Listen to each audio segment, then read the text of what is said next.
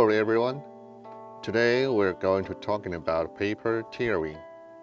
And paper tearing is also a part of school of paper cutting, and it has a long history of more than 1,000 years.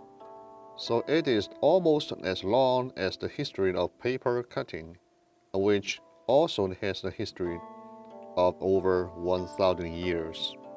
Here are some differences between paper tearing and paper cutting.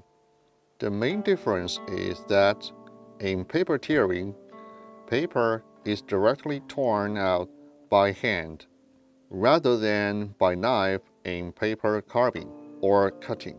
Then, what are the benefits or characteristics of paper tearing? Frankly, it is a rough art.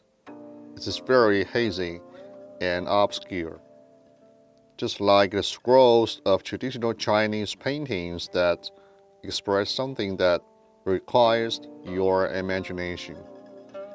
And paper tearing is also featured by its tearing edge that best presents the author's mind and idea. For example, if we tear a hole in the paper, we will find that the edge of the hole is kind of fuzzy, which feels like fur. A sense of inexplicit beauty be given. And if we are going to tear landscapes like mountains, trees, or flowers, the edge won't be as smooth as the cut ones. On the contrary, it looks naturally hazy or inexplicit and rough. So this is the prominent feature of paper tearing. And we know there have been many people very skilled in paper tearing around us, whom we call paper tearing artists. Just like other people who skilled in paper cutting are called paper cutting artists. And those who can tear paper and make their final works very unique and distinct with their own style, and which can also make him a paper tearing artist. Creating a paper tearing work and tearing a paper pattern is similar to creating a paper cutting work, and in paper cutting, we also place focus on the form of the folded paper, so as the paper that should be torn when folded. As I mentioned before, some other kinds of paper tearing is like traditional Chinese painting scrolls, and vice versa. Paper tearing is a handiwork that we use both hands to work like a brush that is crucial as a part for the excellent brush work, which means to reproduce an effect of when we splash the ink over a paper sheet, and especially when it comes to calligraphy work and the tearing of calligraphy characters.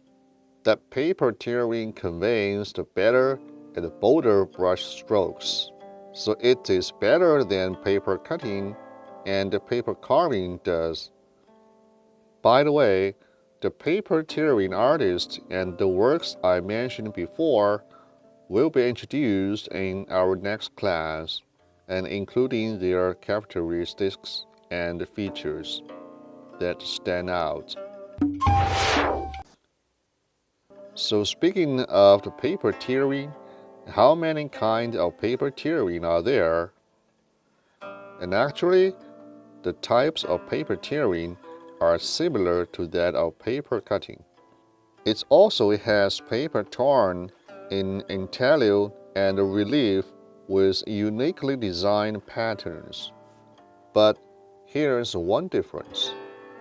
The paper tearing is a rough work that, in contrast to, and it is difficult to be as delicate as cutting and carving works. That is to say that it is a little bit different from paper cutting in patterns. The torn patterns can be extremely rough, but there are also some patterns available in both tearing and cutting. For example, the thorn pattern, but the thorn patterns we tear is quite different from the one we cut. It is not that sharp and thin. One more thing about paper tearing is that it reflects similar things to what paper cutting does to people of different nationalities, and which also helps show a national customs and has a festive meaning during celebrations. If you are highly skilled in paper tearing, for instance, the works you torn would look similar to a cut one, and they are actually the same level with carving and cutting skill. People may even make mistakes that they thought it was not a torn work. But if you take a closer look, you will find that the edge is still fuzzy. It means that the characteristics of paper tearing as a special art form that can show its artistic beauty. And this is an artistic point of view that tearing is beautiful. So the main feature of paper tearing is it will produce the fuzzy edges. That it can produce a very special visual effect that the line of the edges are as fuzzy as fur. If we want to achieve the same effect in carving or cutting, we have to cut bit by bit. But in paper tearing, however, what we should do is just to make fuzzy edges and let them look just like the fur, which is the prominent and the most seen feature of tearing. It is also possible to tear out the smooth edges by long-term practice. And if our hands are steady, the edge will be less fuzzy, and it gets also smoother, which also brings the changes as a visual effect. And usually, in paper tearing, we choose the shan paper or shanzhi or rice paper for Chinese calligraphy or paintings. And someone may use a cardstock paper, and like this, the printing's cardstock paper, which offers various options in printing colors. The so-called shan paper can be red, and I bring some shan paper in different colors today, and they are blue, brown, and even black. They are all available. There are two kinds of paper that are easy to tear, and one kind is cardstock paper, or the printed paper I just showed. And the other one, also the best choice, is shan paper or shanzhi. And of course, you can use any type of paper if you are very skilled. The reason why I say that these two kinds of paper are better options is that there is the positioning marks in ordinary paper, and if we touch the marks, we may find that the one side is perfectly torn, while the other side is overdone. Sometimes too fuzzy edges will also affect the final work. So at this point, shanzhi or shan paper shows its advantages, that the pattern can be torn out in a more flexible way. This is all about the selection of paper material. Then let's go back to the paper tearing work itself. We can find that it is similar to colorful paper cutting. Since for paper tearing work, we can also use various colors to develop and comprise the patterns you want. Multiple colors of paper like both red and blue can be put together into a paper tearing work. And if you want to do a patchwork, I will show you with some examples. For instance, if we want to put a bridge in the work, and a tower, and a boat, and a mountain next to it, then the first step is to tear out the image of the bridge and stick it to the paper.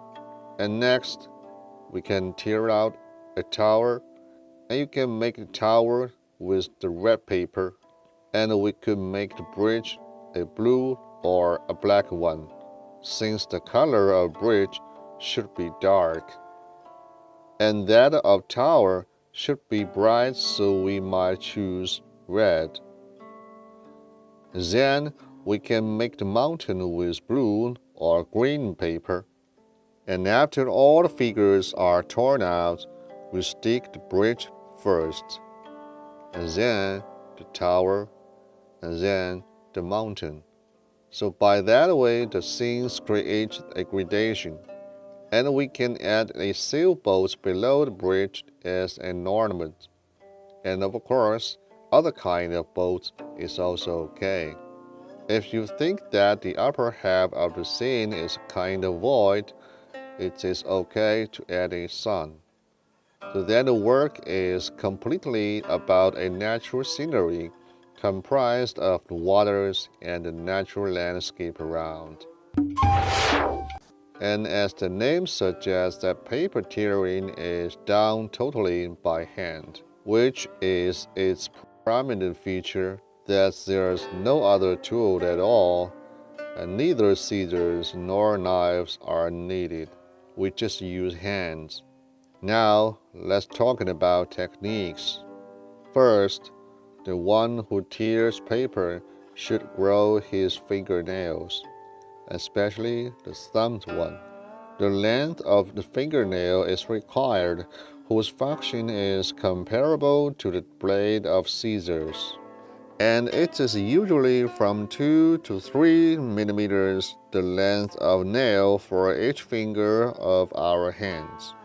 In the process of tearing, two hands have different functions, and the left hand controls the rotation of the paper, while the right one tears the paper backwards, which means that the tearing job should be down to the direction of our body instead of against the direction.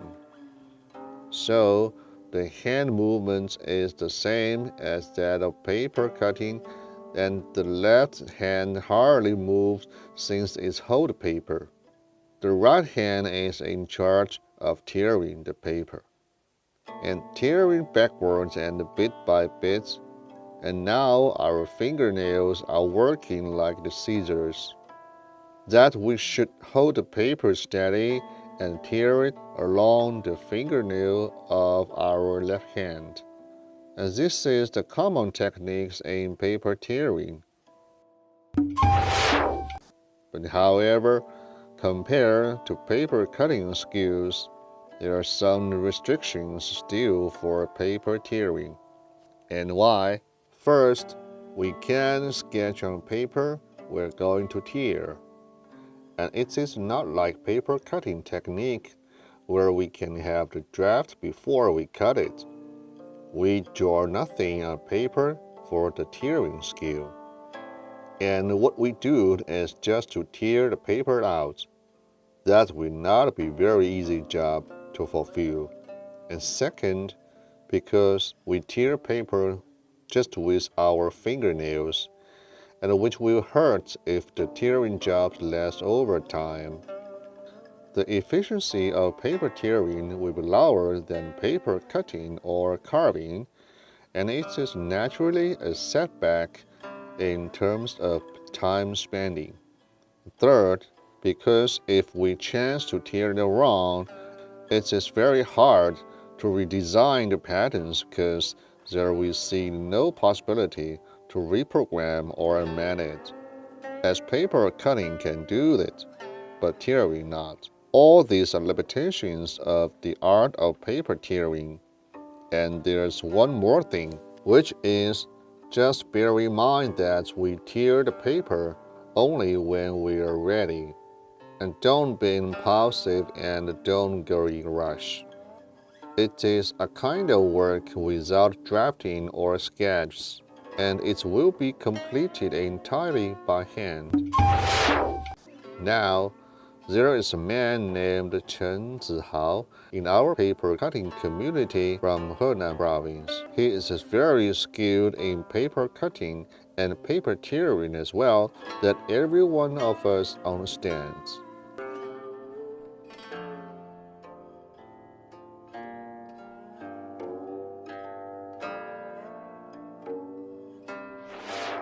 He has various paper tearing works, including animals, people, landscape, flowers, and birds, and calligraphy, of course.